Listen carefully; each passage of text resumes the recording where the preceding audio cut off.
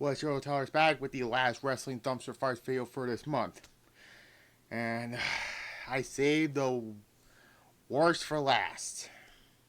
Let me get it. It's called Wrestling Dumpster Fires video. Come on, you know what this is. Oh, God. I guess you call this Dark Alexa Bliss. Don't get me wrong, I like Alexa Bliss, but I was just hoping for her to come back because we hadn't seen her in over a year. But so episode 41 will be Showdown. The fallout from Late Summer Mayhem. That's tomorrow. Then no, we'll get to that at the end. Fuck it. So this was during the pandemic era. And the less I say about this time period, the better, because I don't want to go back to this time period. I'm sorry. So Alexa was brainwashed by late Bray Wyatt. Rest in peace to him. Yesterday we lost Sid Vicious. I already talked about that. R.I.P. to him too.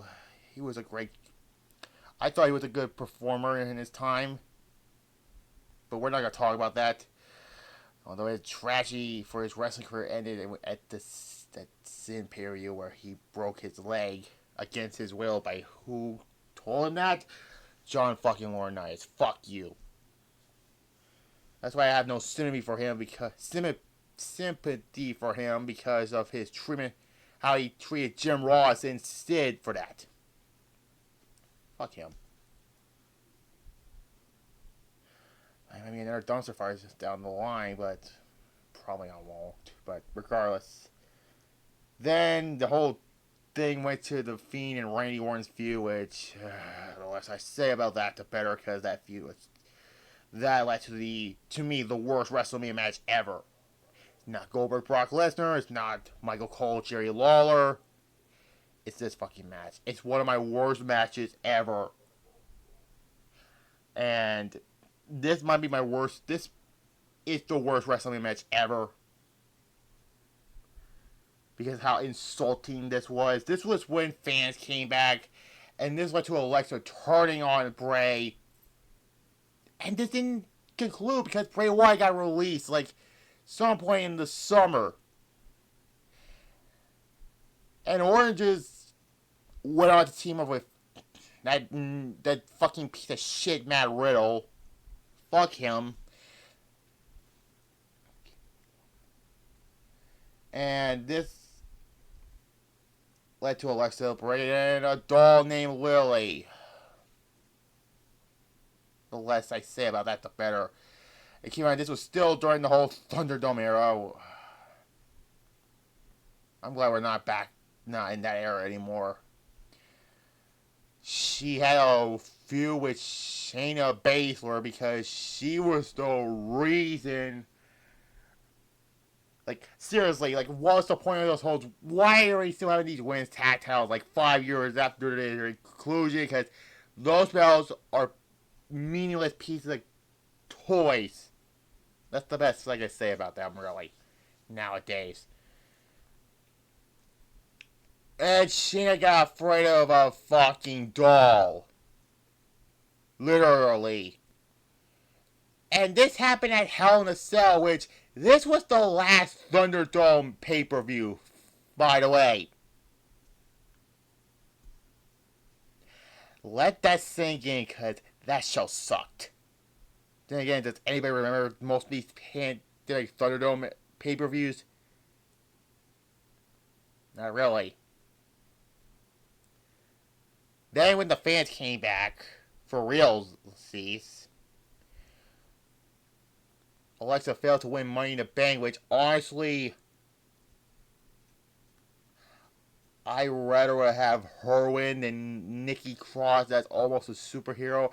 Another dumpster fire I did on during this time period.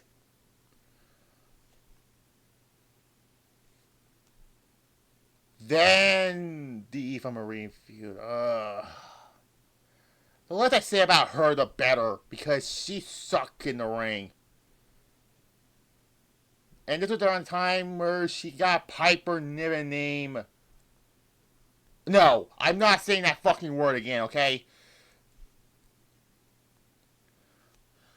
And this led to SummerSlam. At least the match was short. And yeah. And thinking Alexa won that match because yeah, the less I say about that, the better. I mean, that SummerSlam was good, but there's some weird things about that SummerSlam, really. This was like the last SummerSlam under Vince McMahon taking over. Because 2022 and now, Triple H is in charge now, which that's a blessing in disguise.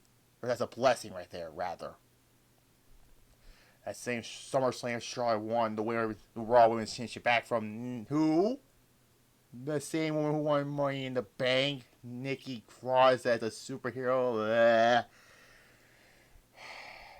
Honestly, she's doing better now with the Wyatt Six. But yeah. And this led to Charlotte versus Alexa for Extreme Rules, which that was the only good match on Extreme Rules.